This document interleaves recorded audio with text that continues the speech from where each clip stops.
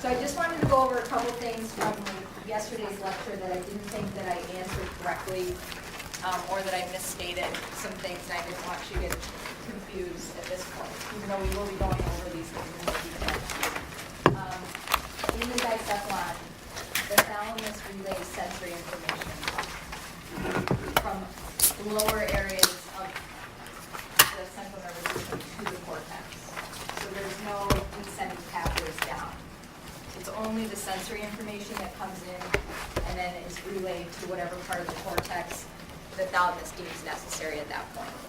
So a good clinical indication would be if you touch somebody, if you tell them to close their eyes and you touch them and they say, yes, you're touching me, that's just at the thalamus level. But once they say, you're touching me on my kneecap, that's location. That means the thalamus is then relayed it to the cortex, and the cortex has said, you're touching me on the knee. Or you're touching me with a painful object or a hot object. So you have the level of the thalamus. I didn't know if I confused anybody and said that it's also a descending pathway, which it is not. The descending pathways go through the other subcortical nuclei or directly to the spinal cord. That was one. The other one was just a question that I got asked, and I think I just didn't understand what they were asking. Was there a sensory and motor homunculus in the spinal cord? When I thought back on it, I said, oh, that's probably because there's a sensory and motor homunculus in the brain. And you were asking, is the same thing true in the spinal cord? To a point it is. Here's your biggest sensory and motor areas. Sensory in the dorsal column, medial and meniscus, and we'll go through that. But those are your big ascending pathways up to the brain carrying a lot of your sensory information. So that I would consider the sensory homunculus. The anterior horn of the spinal cord is where all your motor neurons are. That's where all your descending tracts with synapse before they go out to the periphery. That would be your motor homunculus. Okay. Does that answer that question, or is that what I see in something? Yeah. So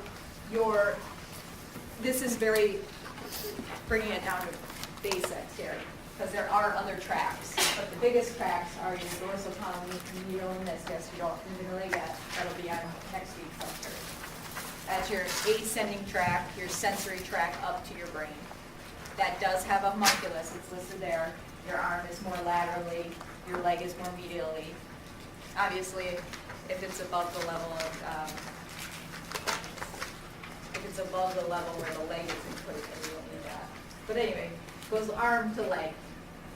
Your anterior horn is where your descending tracts come down, and then synapse in the anterior horn. Those are your motor outputs. So that would be considered the motor area of your spinal cord. And that also has a homunculus that goes hand, forearm, arm, shoulder, trunk. Okay. Obviously, lower in the lumbar, you don't get the arm and the shoulder. So it gets a little easier. So I think the question was, is there a sensory and motor homunculus in the spinal cord like there is in the cortex? And the answer would be, simplified answer is yes. Your sensory is the dorsal horn. The dorsal column. Your motor is the anterior horn. But again, we will go through that in much more detail as the lectures kind of pan out.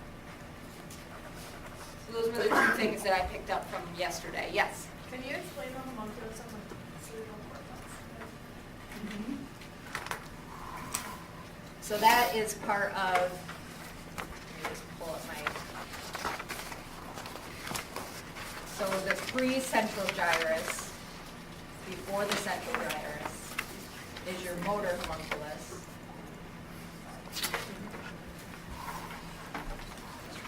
And that looks like if you're looking at this,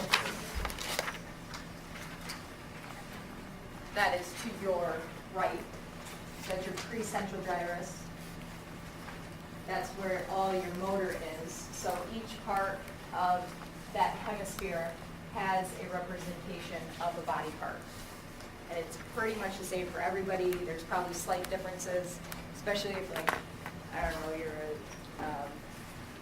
artist or you do a lot with more with your hand, you might get a little bit bigger parts of that part of your hand. The biggest thing that you guys need to know is that if you're getting more in the medial groove here, and this is where the blood supply will come into play today.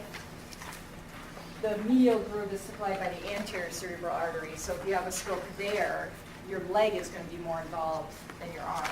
If you have a stroke in the middle cerebral artery, which is more the lateral aspect of the cortex, you're going to get more of a hand involvement, face involvement, neck involvement. So that's the motor homunculus.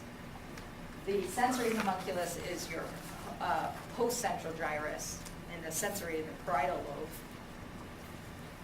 Almost the same, except for there's a couple things that are represented there that aren't represented in the motor cortex, specifically the genitalia, and then obviously some parts of the tongue are different. There's a motor part of the tongue and a sensory part of the tongue for taste.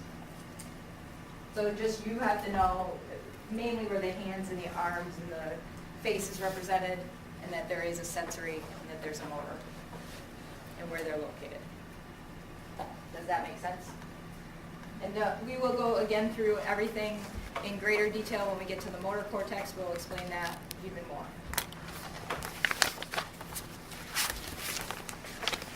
All right, so today we're going to go into the blood supply, which I actually like this lecture a lot when I was putting it together. And I did look at a couple more pictures, so you might be missing one picture here and there, and I'll repost.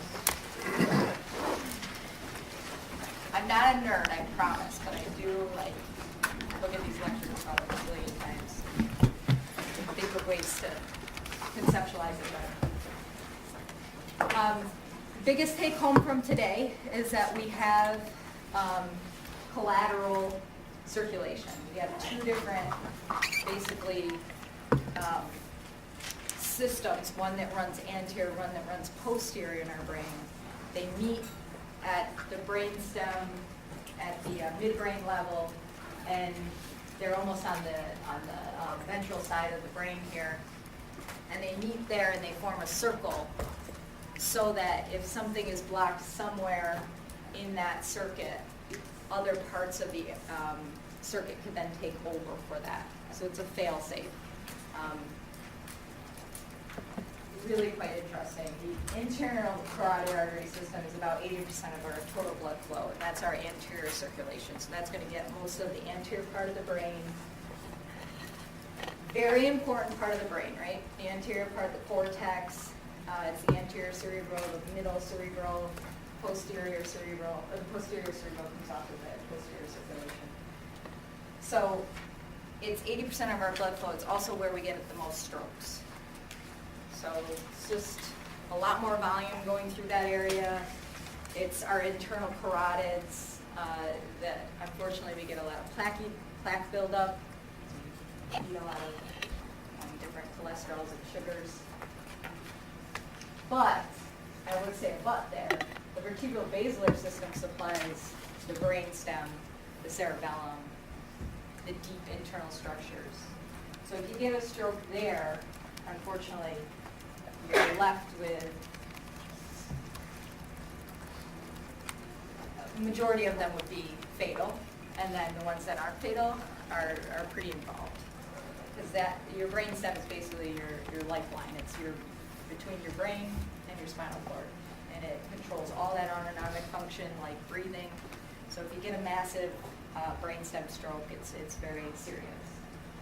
So luckily that doesn't happen as much, and there's only about 20% of blood flow through there. Key though with this one is a lot of times we'll get people in, and we're concerned about the basilar system in our practice because we see a lot of dizziness patients. And as you guys will see, a couple of you get pica stroke or an ICA stroke in your presentations. Some of their presenting symptoms is dizziness. So a lot of times we want to know about any insufficiency in that area. And they'll say, oh yeah, that's fine. The doctor sent me for a carotid artery exam.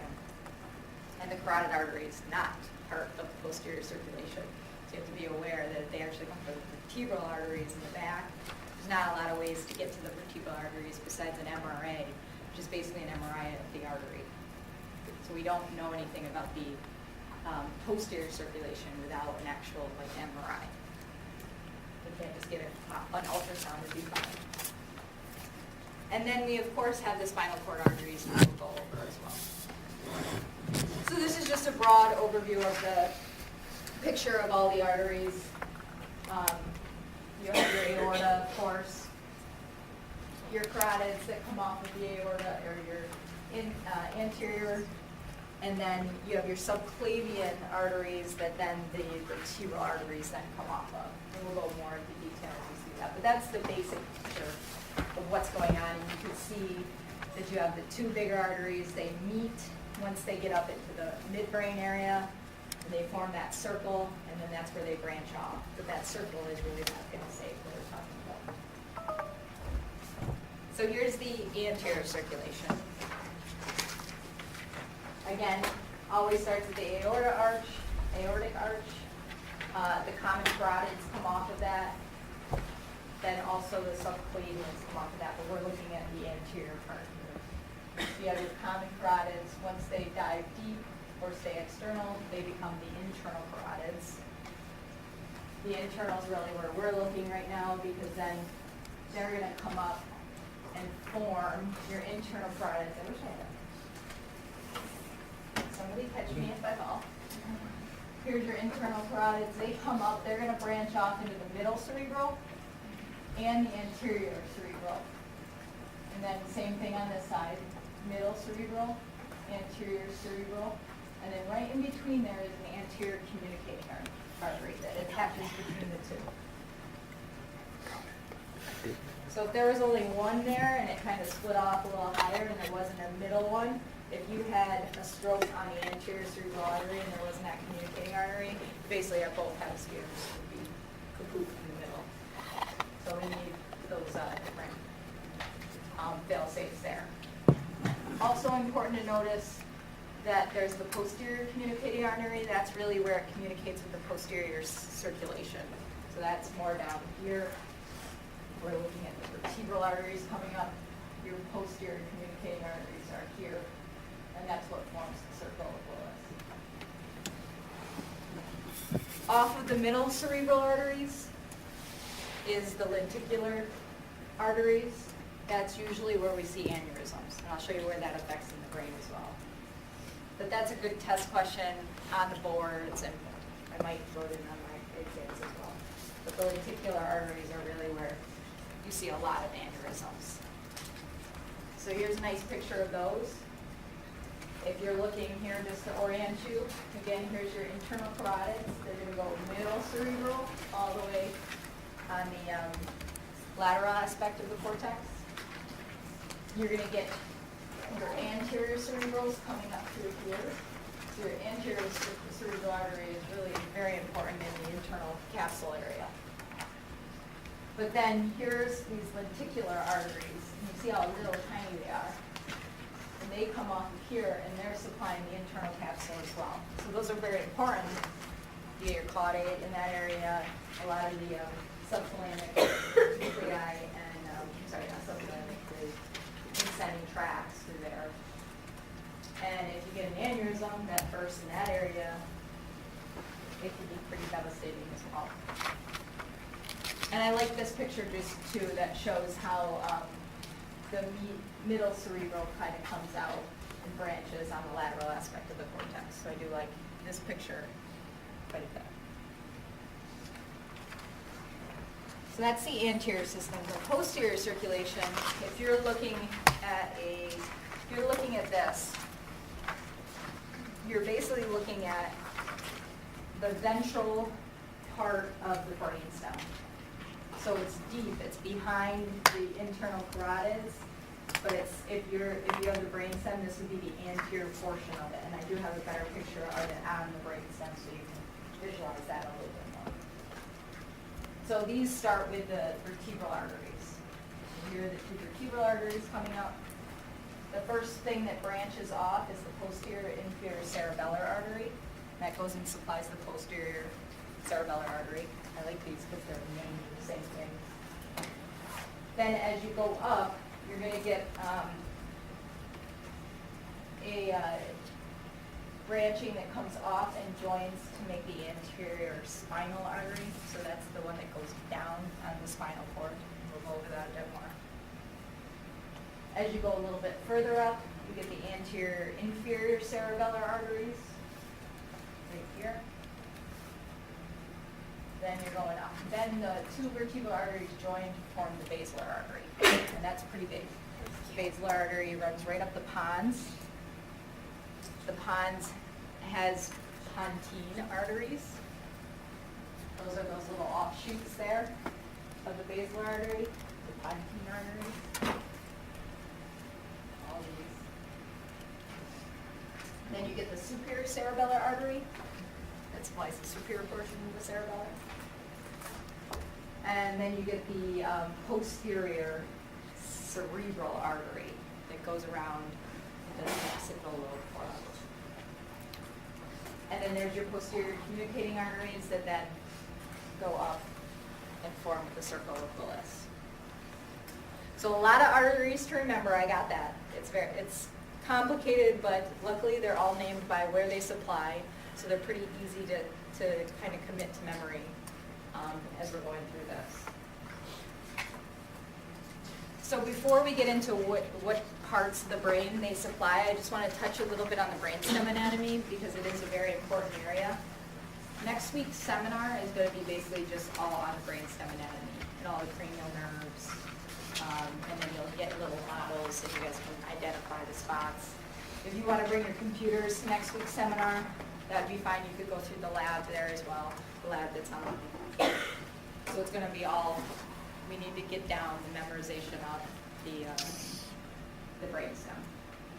So if you're looking at the brainstem, it attaches the spinal cord to the big parts of the cortex. So here are the cerebral peduncles, so that's where the cortex attaches. So if you have that brainstem, the cortex has to come and attach. And then at the level of the pons, you have the middle cerebellar peduncles, and that's where the cerebellum comes and attaches to the base of it. So you get these huge fibrous attachment parts. And then through there's a whole bunch of nuclei, and there are the cranial nerve nuclei, and then you get the tracts also. So you get the pyramids, where the corticospinal tract comes through all of here, down through here, and then at the level of the medulla, there's the pyramids where it crosses over.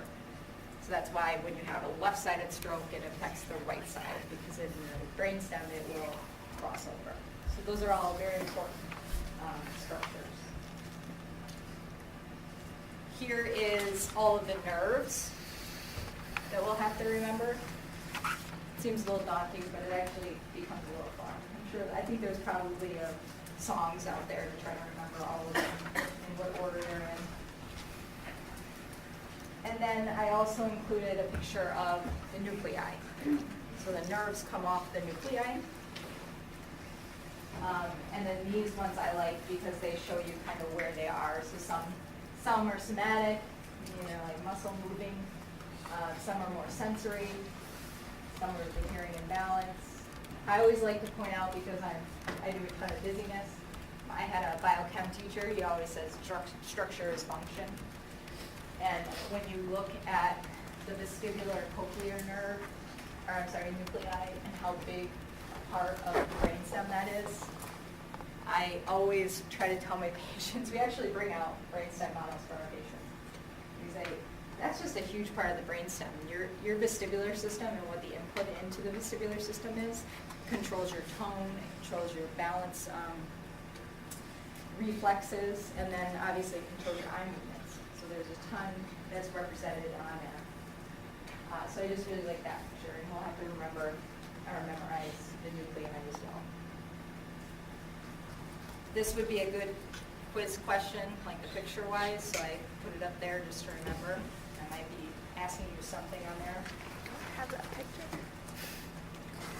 I just want to watch this one.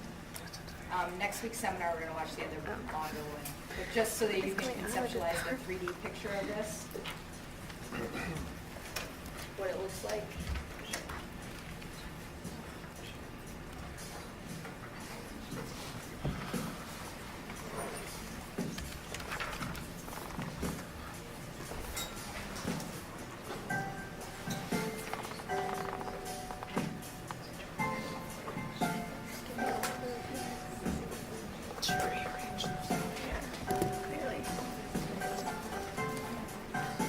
The brainstem is the brain anatomical structure, different parts of the central nervous system.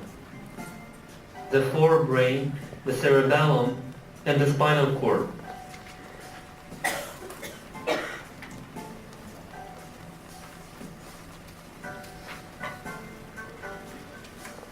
The brainstem plays a vital role in the many essential functions that its nuclei regulate, such as breathing and heart rate and even consciousness.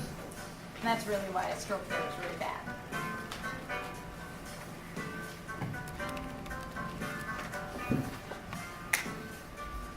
It is also a passageway to sensory and motor pathways and the pain control center.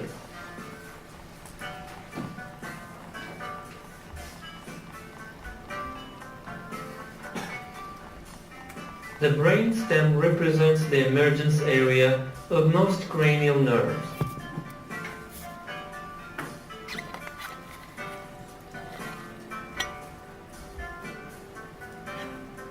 We distinguish three parts to the brainstem: the midbrain, the pons, and the medulla. I like medulla.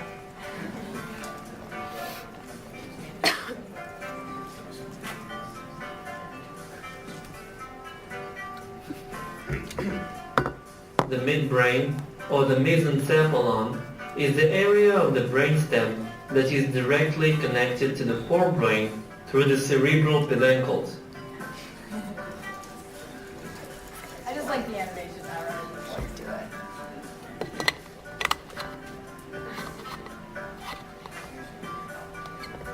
Behind these two peduncles, we find the tegmentum with a hole in its backside, the cerebral aqueduct, also known as the aqueduct of Sylvius.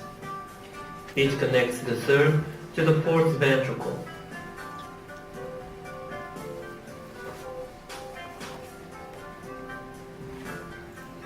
On the back of the midbrain is the tectum, with four colliculi, where lie the reflex centers involved in hearing and vision.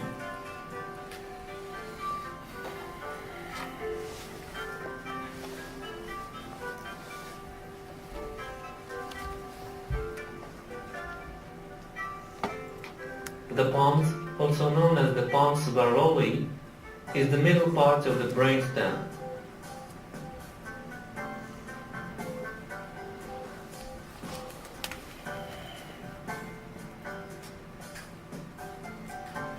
It plays an important role in motor functions with its relay position between the forebrain and the cerebellum.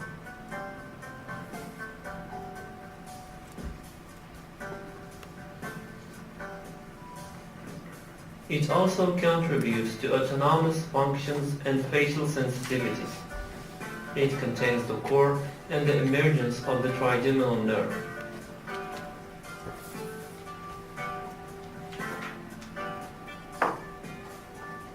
The pons is connected to the cerebellum by the middle cerebellar peduncle.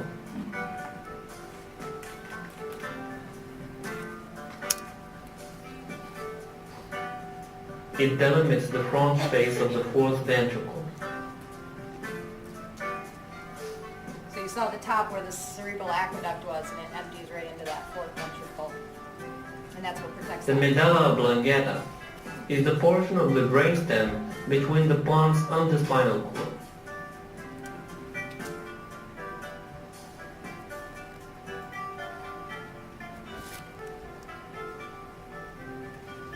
The medulla contains the olivary and the pair of pyramids that contain the corticospinal fibers of the pyramidal tract.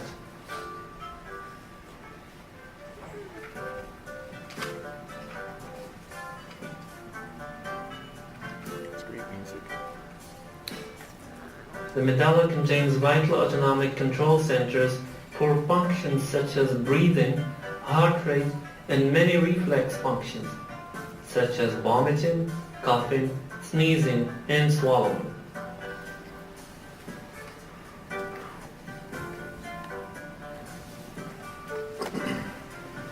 It ends at the bottom by the pyramidal decussation.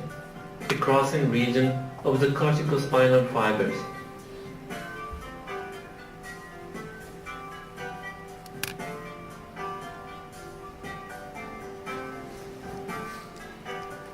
Okay, so that's just a nice 3D animation. Music's even nicer. We'll do the next one in the seminar next week. Anything that's with that TI has like a question mark. I don't understand why. Like when I transfer So it the over, vertebral basilar system got starts with screwed the up. vertebral artery, and I just want you guys to appreciate where the vertebral artery is and how it runs through the vertebrae. I don't like that picture as much. You might be able to see it better on this computer screen. It comes through the transverse process here. Then at C1, it goes past the arch and then into the suboccipital triangle, and then it pierces the dura mater. But while it's doing that, it's got quite a bit of angles that has to happen. So if you count how many like 90-degree angles that you're having here, you're going 1, 2, 3, and then up. So it gets a bit tricky, and that's where they talk about vertebral artery insufficiency.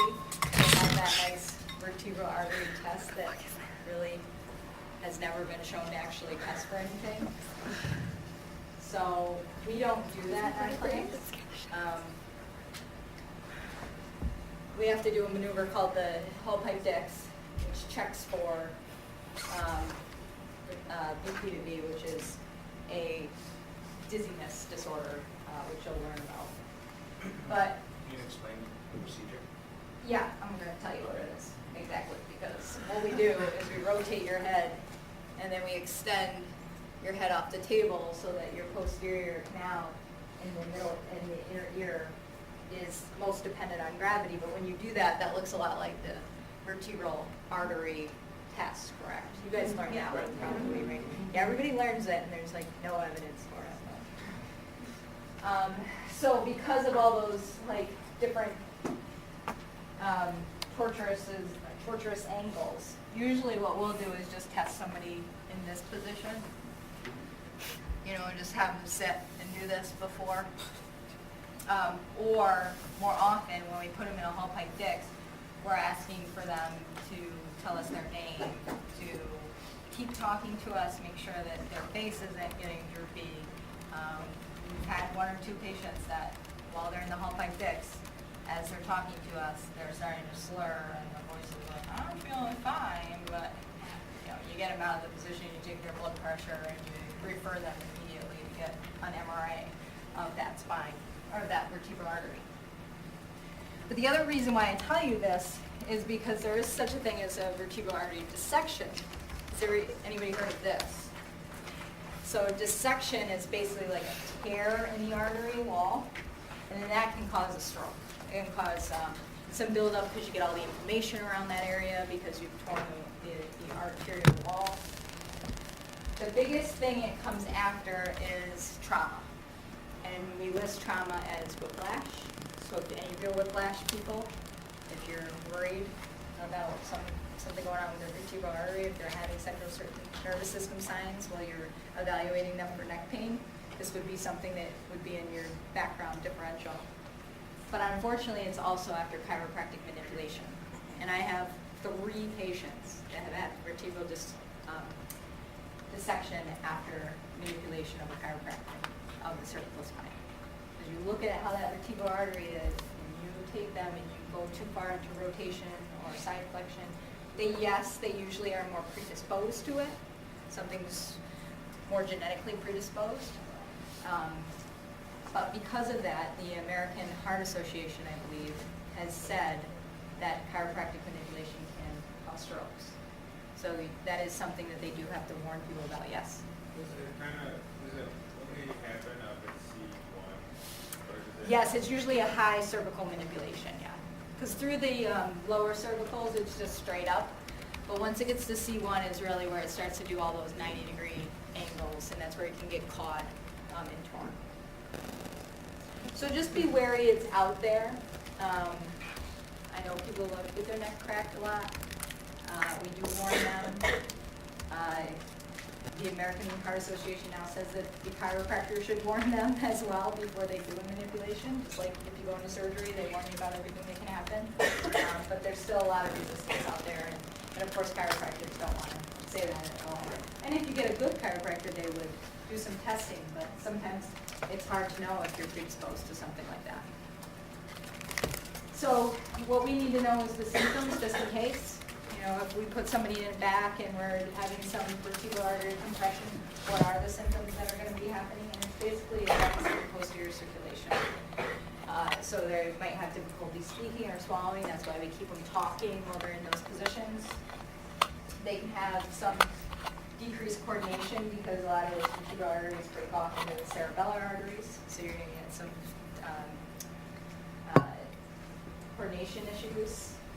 Unilateral vision loss because the visual cortex is supplied by the posterior cerebellar cerebral artery, which comes off of there. And then interesting corner syndrome, which is drooping eyelids, constricted pupil, and no sweating on the same side of the lesion. So that's an interesting one. So now we get into where do each of these blood supplies go. And then, therefore, we'll go into, well, what would you expect if somebody had a lesion in one of those arteries? So, to the cerebrum, we have the three big arteries, the anterior cerebral artery, the middle cerebral artery, and the posterior cerebral artery. Middle, again, is the one that supplies the lateral part of the cortex, the outside of the cortex. This is why with a lateral, the middle cerebral artery with that lateral surface, you're going to get more arm involvement and face involvement. Remember, there's where the homunculus comes into play. The anterior cerebral artery is more of the interior surface, so it goes right up the middle of the brain and then branches out. Here you're going to get more leg involvement than arm involvement, because of that homunculus. And then the posterior cerebral artery, which is part of the posterior circulation, is going to be the occipital lobes. So it's pretty much says what it does. Here's just a slice to look at the inside of the brain a little bit more. The middle cerebral artery deep branches, those are those lenticular arteries that we talked about. They get right in there. It's part of the internal capsule, so that's a huge problem if you have an infarct there. The PCA, if you look at it here, you'll see on the slide of what happens. That's a big part that you get heminopsia, which is basically if you have a right-sided stroke, the left side of your visual fields on both eyes is taken away, so you can't see the left periphery very well. It's an interesting deficit. So that's just the inside of the cortex, but still same arteries that we just talked about. The cerebellum has 3 arteries, and luckily they're all named after cerebellar arteries, so that's easier. Posterior does the posterior portion. Anterior, inferior, and then superior cerebellar artery. The brainstem has a couple different ways it's supplied, which is lucky for us. The branches of the midbrain does the branches of the basilar artery, and then the initial segment of the posterior cerebral artery, so it's higher up. The pons has the pontine arteries. Those are easy. Those come right off the basilar. Those are like the little fingers that hug the pons. And then the medulla gets a couple branches, one from the posterior inferior cerebellar arteries, and the other from the anterior inferior and posterior inferior. Ica and ficus, those are the big ones. So there's a nice picture of all of them. So again, if we're looking at this way, this would be like me standing here, and the arteries are coming up from the ventral side, hugging around the pons.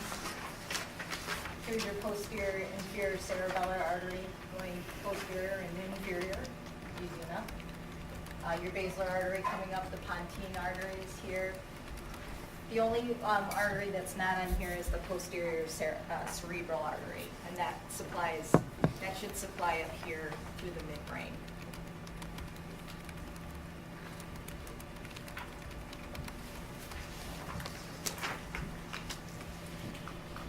Why don't we take a 10-minute break, and then we'll go through the spinal cord arteries. So, as part of the vertebral arteries, they give off the basilar artery, and they go up into the brain, but also part of the vertebral arteries then branch down and form the arteries that go to the spinal cord. So you have one anterior spinal artery, you have two posterior spinal arteries. They're going to supply a majority of the cord. So those would be the two biggest ones.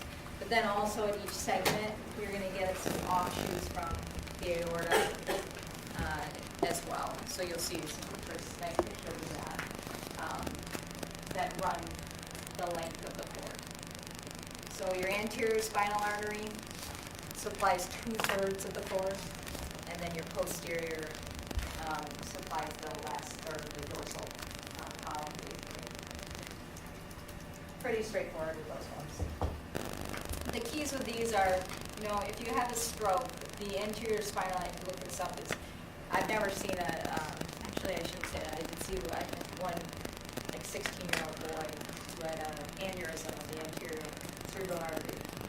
Just from stuff that we kind of know right now, even though we don't know everything yet. Anterior, if you had a stroke there, what would you expect to lose a majority? A motor. So you'd have the big sensory proprioception stuff still intact, but motor beyond that level of that stroke, you would not. So here, I like this picture, but it's upside down. But I did like it. So here's your basal artery, so really it comes down. There's the vertebral arteries. Off of the vertebral arteries comes together, forms the anterior spinal artery. And then here's your posterior inferior cerebellar artery, and off of those, each side shoots off the posterior spinal arteries. So those are in the back side through here. And then again, there's two of those, one in the anterior. Then over here you see an offshoot, a segmental artery that gives rise to one of the radicular arteries that also supply at different levels of the cord. And here's an example of those segmental arteries that shoot off the radicular arteries, and there's your nice aorta that comes up through, so that supplies some blood as well. So here you get, again, some collateral blood flow, just in case something goes wrong with the vertebral arteries. You're still getting some blood flow in the spinal cord, but to be honest, if something really bad goes on up there, you don't really care about what's going on in your spinal cord.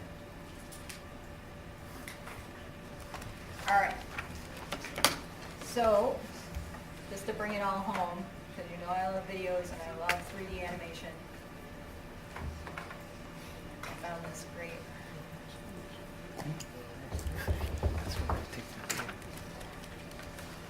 Do you get a massive headache every time you think about studying for med school? Yes. You are stuck at home once That's again. what I got for you guys.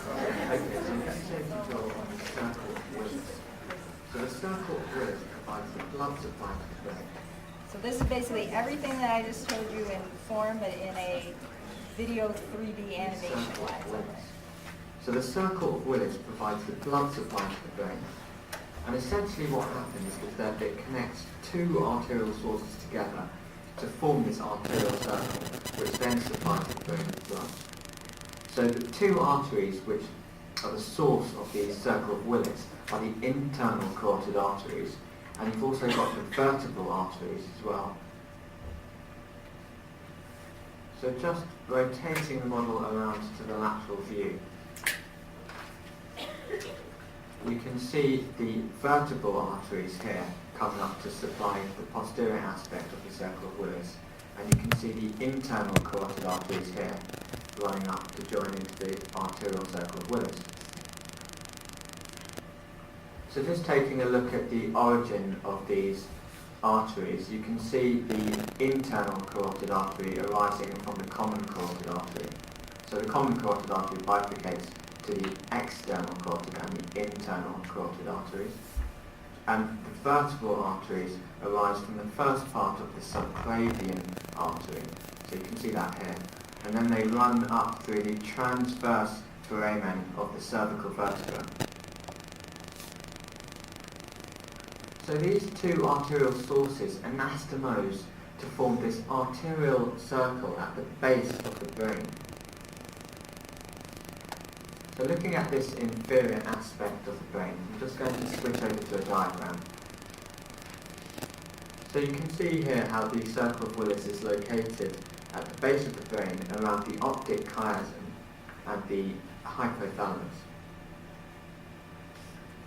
So coming back to this model here, I've highlighted the internal carotid artery, and if I rotate the model you can see how it joins this circle at the base of the brain. So the internal carotid artery divides to form the middle cerebral artery and the anterior cerebral artery. So I've highlighted these in orange on both sides, so you can see the division into the middle cerebral artery and the anterior cerebral artery. And if I rotate the model round to the lateral view, you can see that the middle cerebral artery actually runs in this lateral sulcus.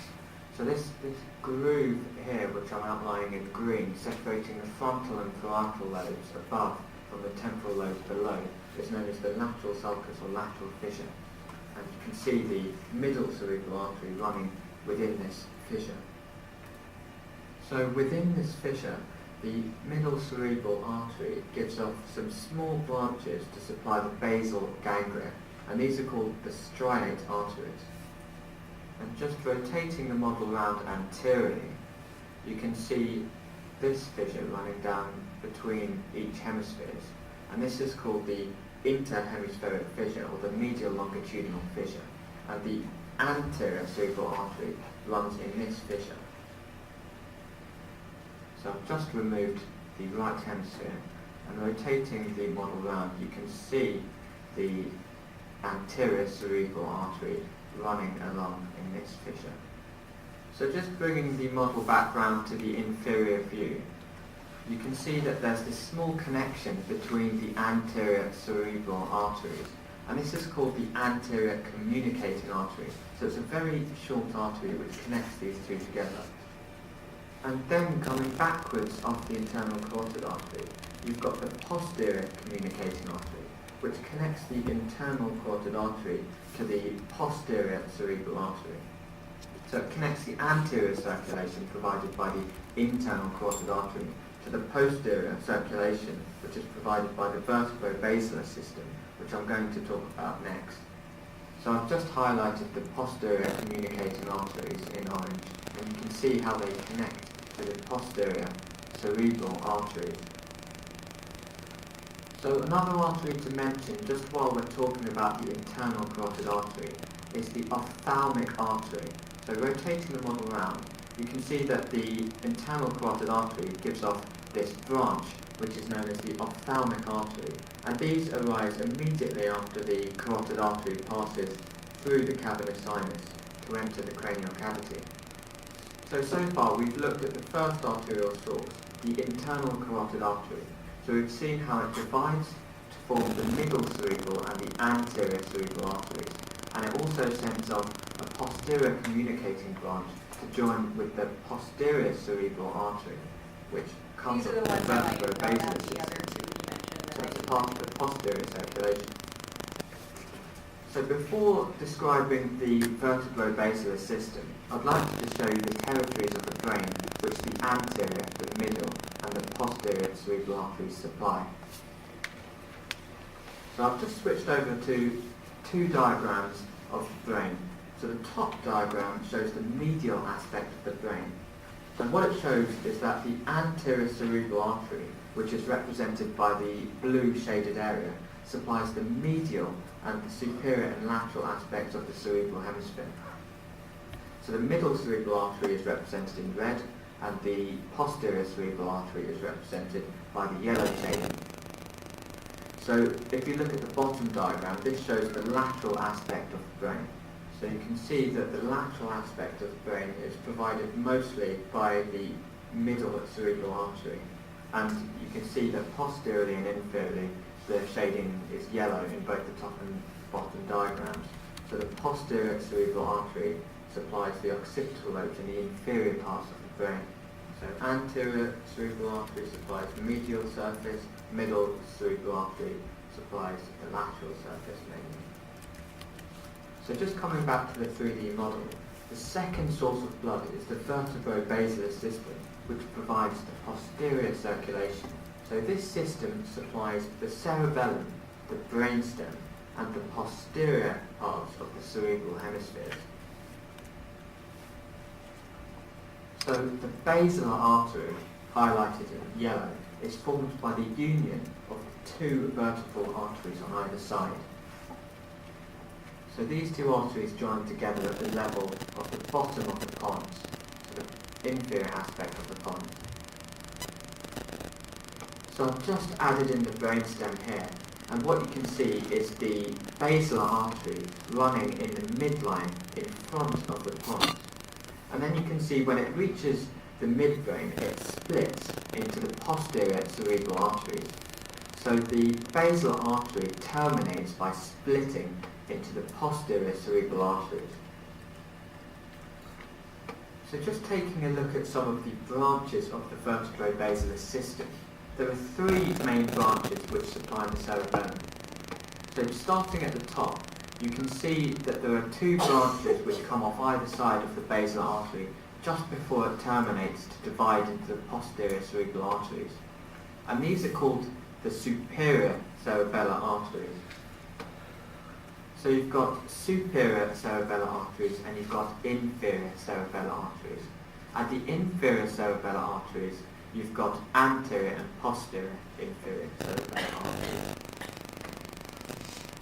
So at the bottom of the basilar artery, you can see the anterior inferior cerebellar arteries. And then you've got the posterior inferior cerebellar arteries, which actually come off the vertebral arteries. So they come off down here. So as well as giving off the superior cerebellar artery and the anterior inferior cerebellar artery, the basilar artery also gives off several small pontine arteries, which I've just drawn on there. So we've seen that the vertebral arteries have the posterior inferior cerebellar artery coming off it, but it's also got two other branches.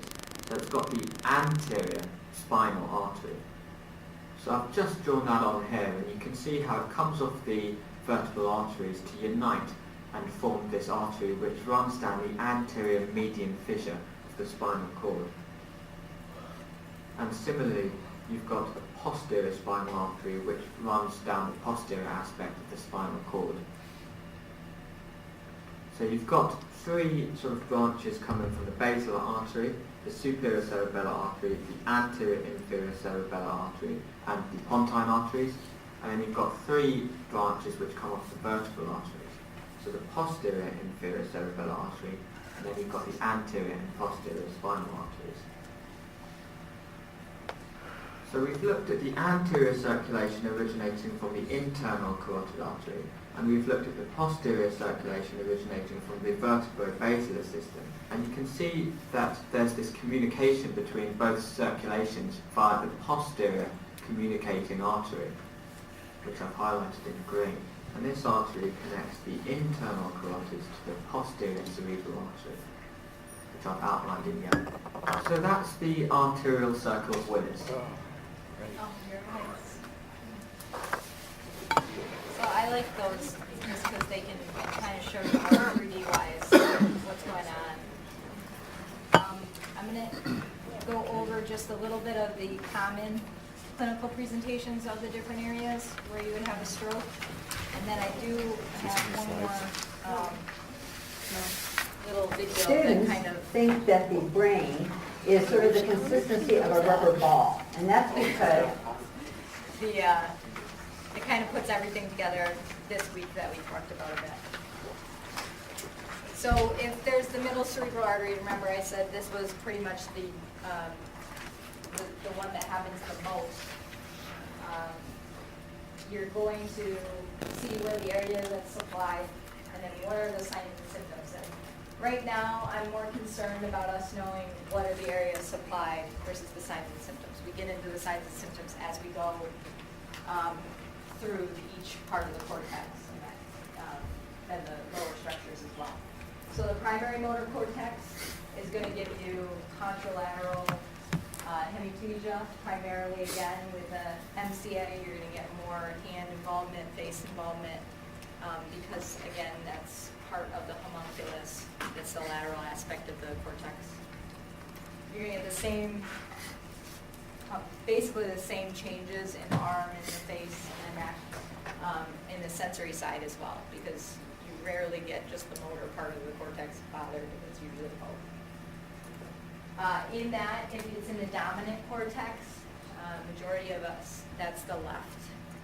You know, usually people say, well, if you're left-handed, then you're probably dominant on the right, but it really just, it's usually going to be the left hemisphere when they say dominant hemisphere. That's where Broca's speech area is, so you're going to get some motor expressive aphasia.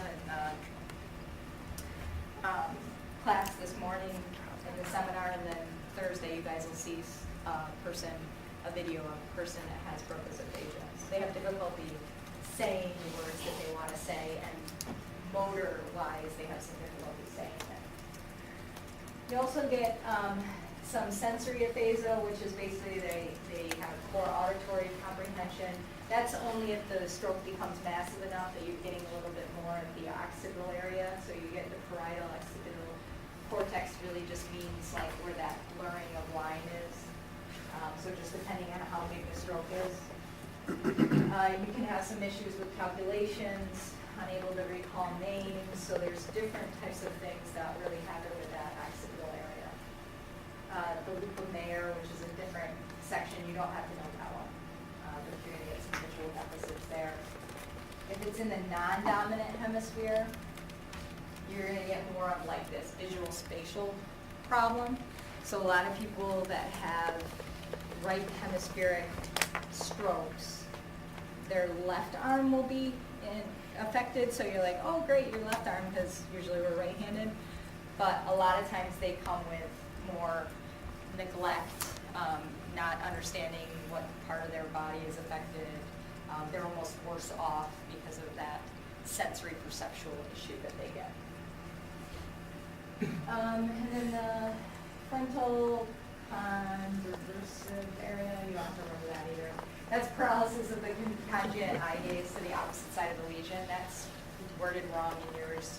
I was trying to delete some things off of there and it deleted wrong. The formatting was wrong. But it basically means that they can't look to the opposite side of the lesion. So if the lesion's in the right side of the brain, if you ask them to move their eyes to the left, they can't move their eyes to the left.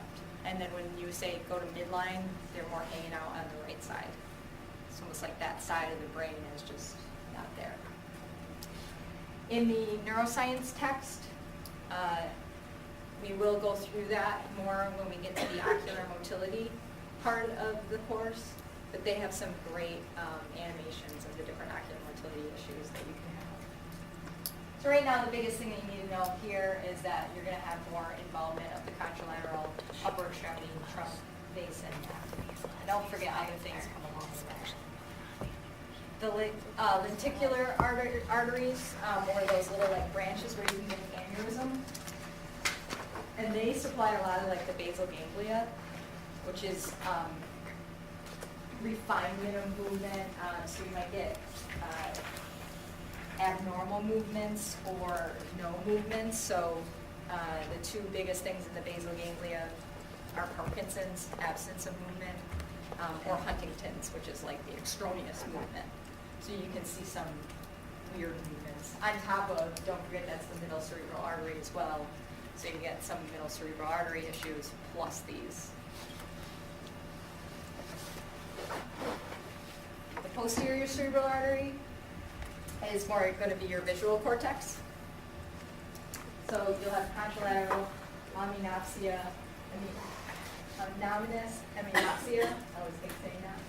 And that's again where both sides of your eyes from the contralateral part over is basically gone, the vision is gone. You'll get some of the temporal lobes, so you can have some memory loss, and then you'll have some choreas, which is abnormal movements in the subclavian areas.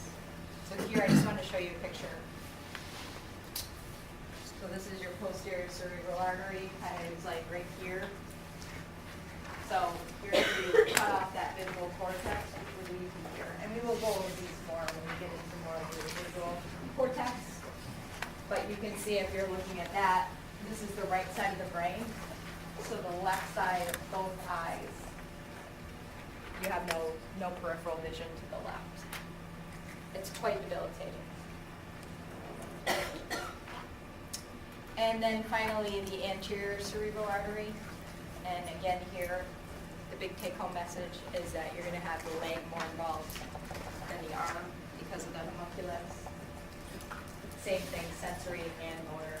But also with the anterior cerebral artery, you're also getting some of the supplementary motor cortex. So you'll get some problems kind of conceptualizing tasks. So the lady, like you could tell her, lay down, and she's like, lay down.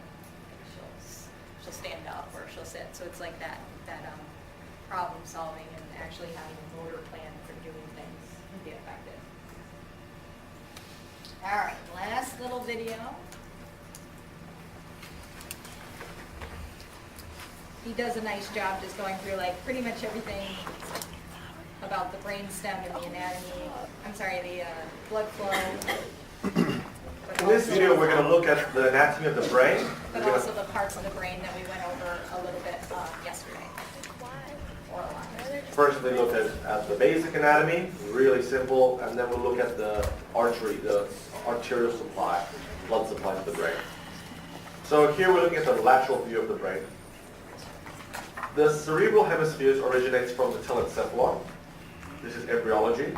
We have four main lobes, the frontal, parietal, temporal, and occipital. Then you have the cerebellum, which is part of the mesencephalon. The pons is also part of the mesencephalon.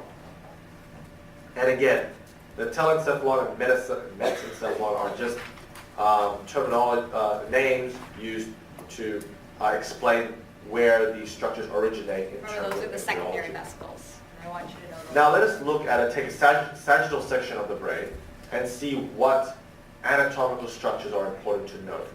So remember, this was the telencephalon, which was your cerebral cortexes.